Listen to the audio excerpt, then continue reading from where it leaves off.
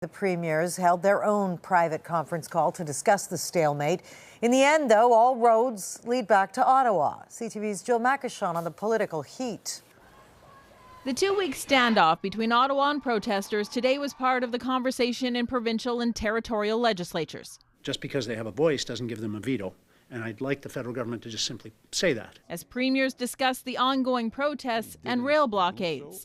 We are now in this mess since 2 weeks, so it's about time we set a deadline. Quebec's premier demanding action from the Prime Minister, and Alberta's premier is losing patience. Reconciliation doesn't mean allowing a couple of people to shut down the national economy. Palpable frustration from the premiers, who today joined a conference call organized by Saskatchewan Premier Scott Moe. In a statement, he said the premiers discussed the impacts that illegal blockades are having on their respective jurisdictions and economies.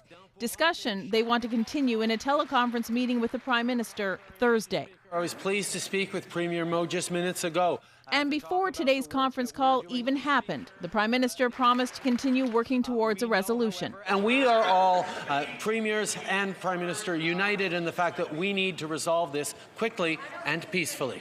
But there were no ideas presented publicly on how to get there. Wet'suwet'en hereditary chiefs have said they will talk if RCMP withdraw.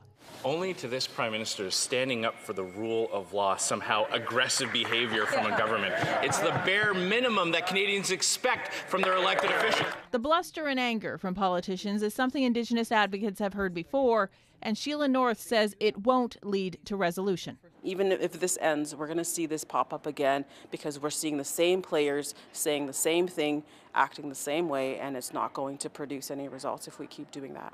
The hereditary chiefs have said they are willing to meet with government officials on their land and under their terms. Carolyn Bennett, the Minister for Crown Indigenous Relations, said in an open letter just released she could be in northern BC by Thursday.